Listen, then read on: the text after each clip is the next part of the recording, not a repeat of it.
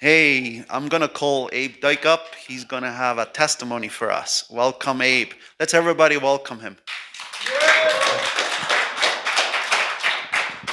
Okay, good morning, CFC Ministry.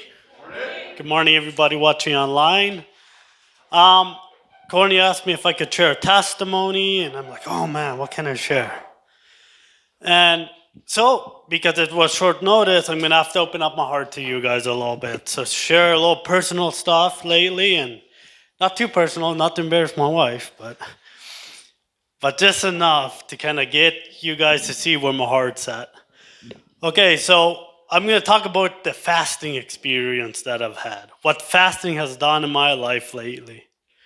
Well, fasting for 21 days, I did 4 days with just water, and then I switched to one meal a day, and I pushed that through all the way to 21 days. But like I said, I started to get really sensitive to the Spirit. Where when I would go into a coffee shop, I would just see things in people, and when I would ask them, would this match up, or just I started to sense the Spirit in a new level. But then I started eating, and I started to feel bad. Like I was getting headaches. I was getting really frustrated. Like I started thinking, man, I felt better not eating. Like I should go back to that. But I'm like, if I never eat, then what? You know. But honestly, I felt like I had pressure in my brain, and the last couple of days, like I was so frustrated. Like I didn't know what was happening to me. I wasn't happy with my life. I wasn't happy with things, and felt like I couldn't take no stress. Felt like I was constantly on the edge. That if anybody said something, I wanted to explode. I felt something happening in my spirit. Like if the Spirit of God was angry inside of me. And then we had this message Wednesday, and it kind of got worse after that about this generations, right? And and Isaiah 58:12. That's what the verse was. But then I read through the whole chapter. You know, I've been going on a journey where I've struggled. Like, God, what is your will for my life? What's your will for my life? Right? Back and forth. Always like trying to figure out. Like, okay, I already understand God's will for me to go into all the nations to preach the gospel.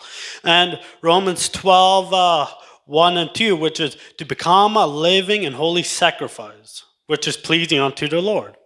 Okay, well, the question is, am I being that? Because it's weird. Something has happened to me in the last year that I can't understand. I'm a little confused.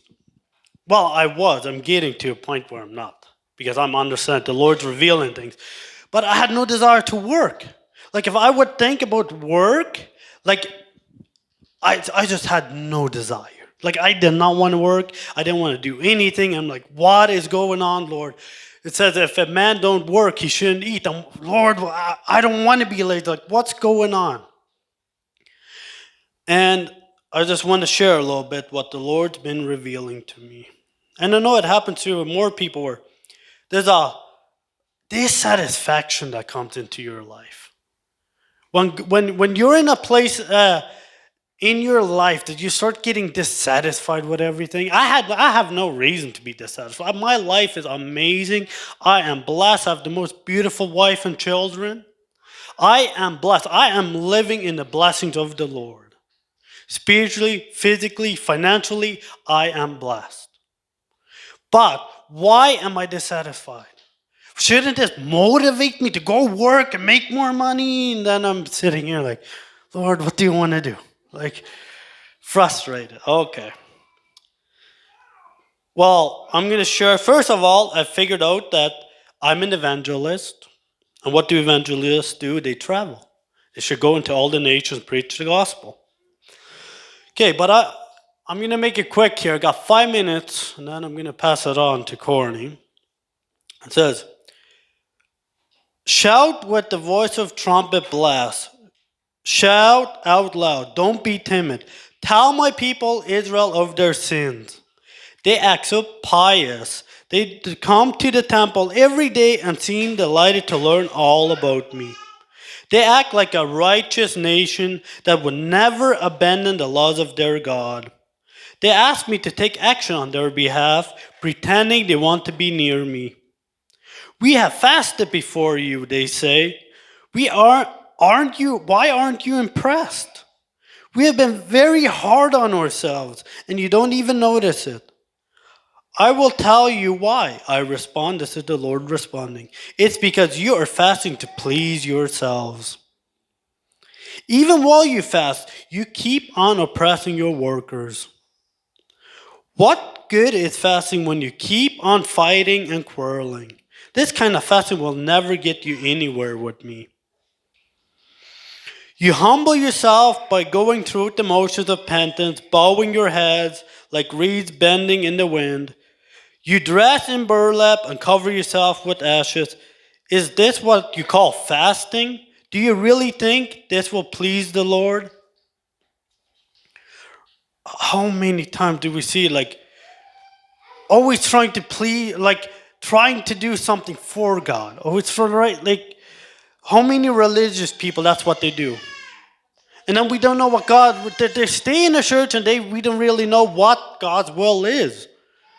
Well, if I look, it goes into this is God's will. He's going to change it now. He's going to tell us what kind of fasting He wants.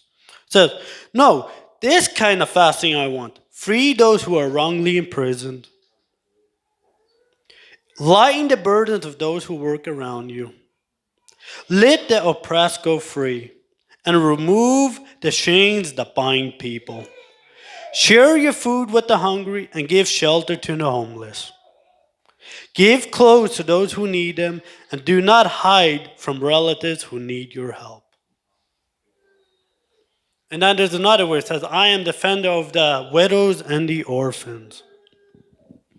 So it says, through my fasting, the Lord has revealed that the reason I feel so empty is because God has put a dream in my heart that I'm not moving on.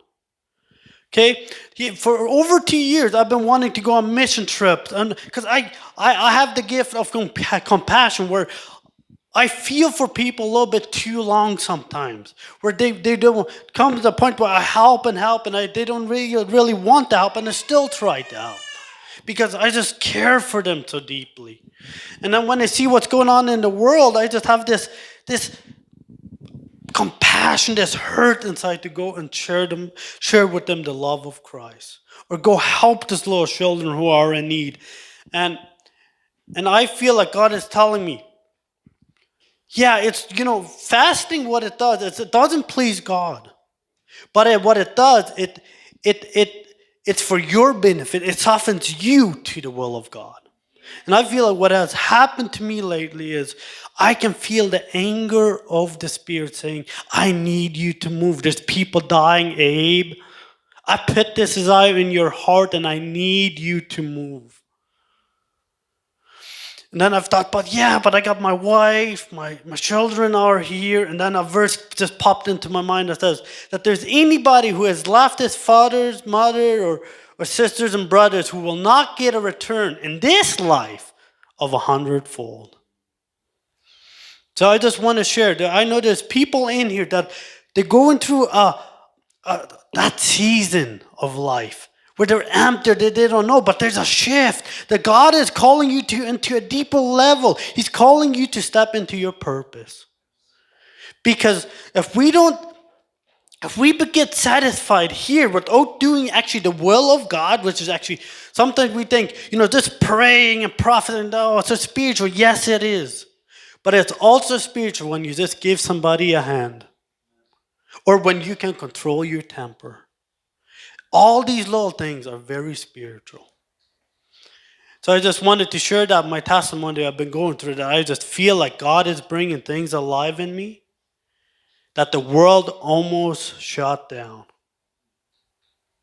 But through this fasting, there's things that have been coming alive. I can sense the anger of God for what is happening around the world.